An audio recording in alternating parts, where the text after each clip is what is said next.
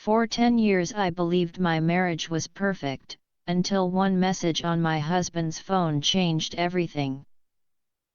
My name is Jennifer, and for many years I truly believed that my life was perfectly balanced and secure.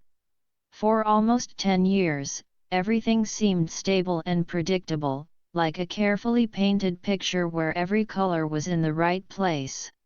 I was 35 years old, living in a comfortable house, and from the outside it looked like a peaceful and happy life.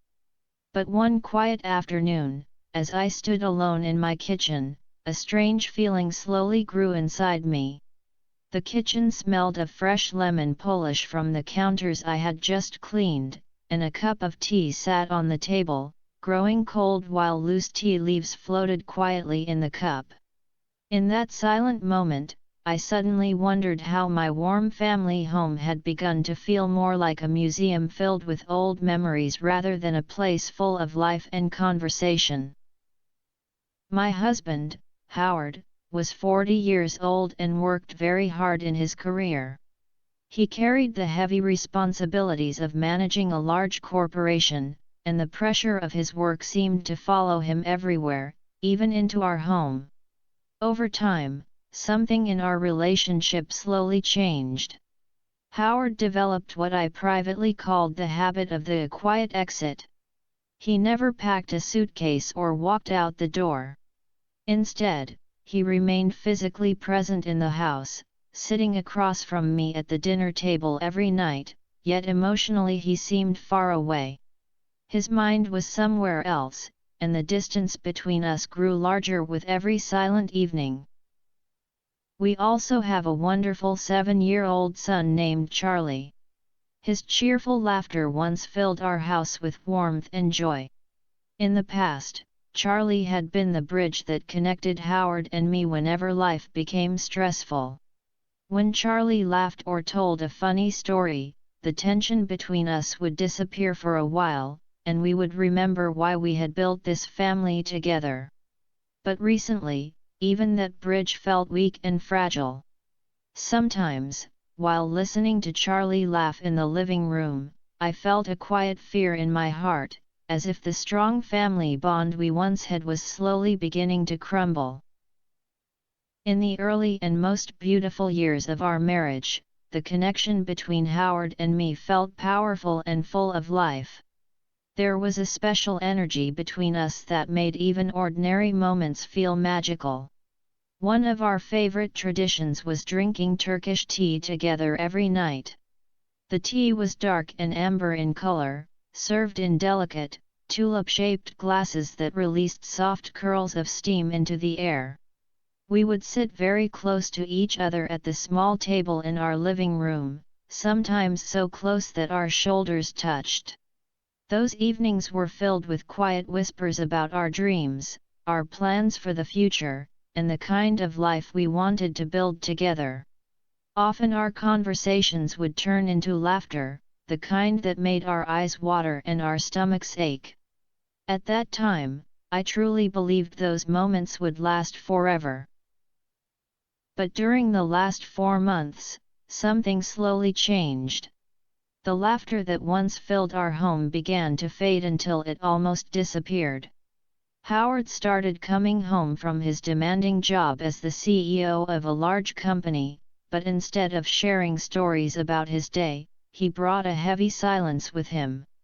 His face often looked tired and distant, as if a shadow had settled behind his eyes. Most evenings he would walk straight to the living room and sit quietly in front of the television. The cold blue light from the screen would reflect on his face, making him appear even more distant, almost like a stranger sitting in my house. Even on weekends, when we once spent time together as a family, Howard seemed absent. He constantly talked about important meetings and urgent emails, and he often locked himself inside his home office for hours. Watching him sit there behind the closed door, I sometimes felt as if he had become a prisoner of his own success. Finally, I decided that I could not continue living inside this growing silence.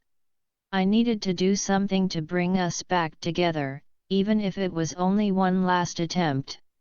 One weekend, I sent our son Charlie to stay at my mother's house so that Howard and I could be alone.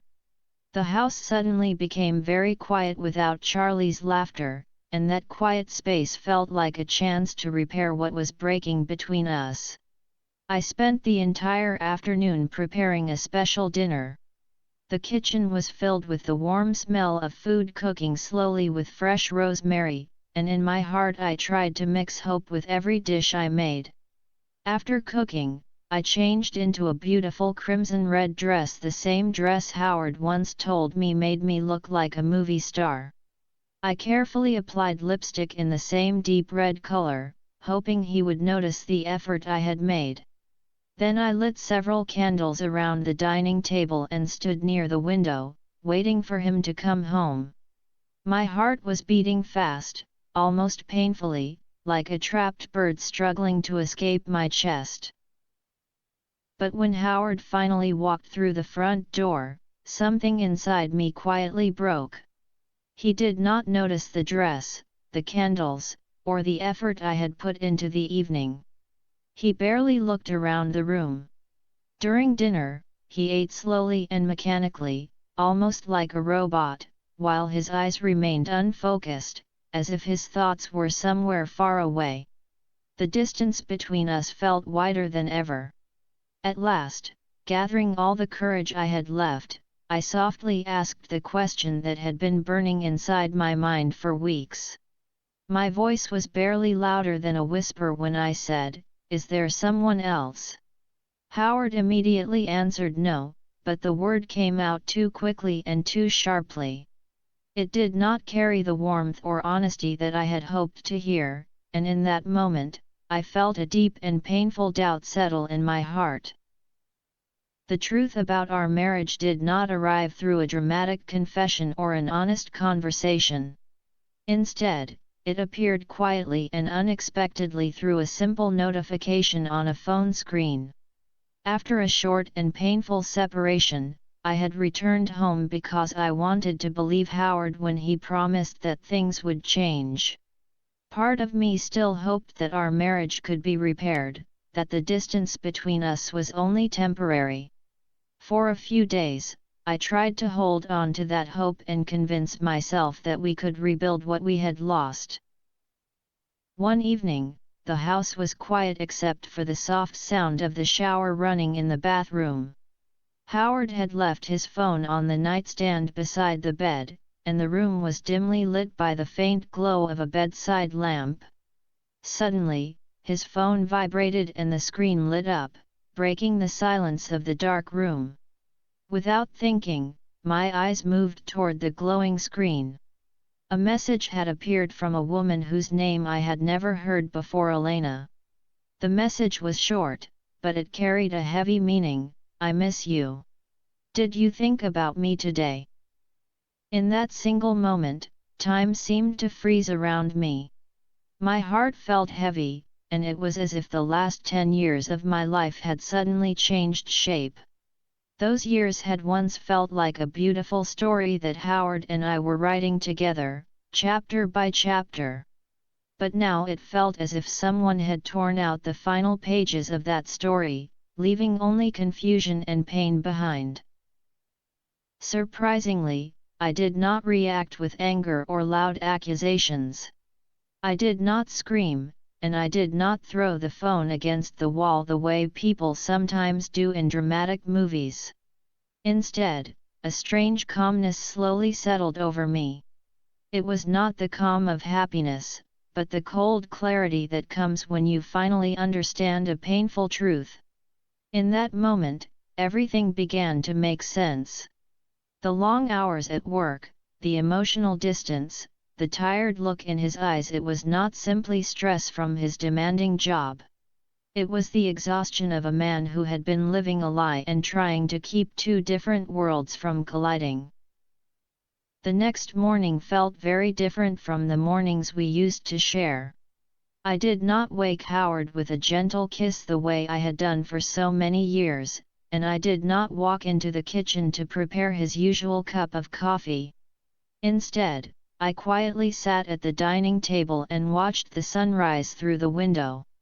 The soft golden light slowly filled the room, and in that peaceful silence I realized something important. Sometimes being alone is far better than staying with someone who makes you feel lonely even when they are sitting right beside you. That thought was painful, but it also gave me a strange sense of strength.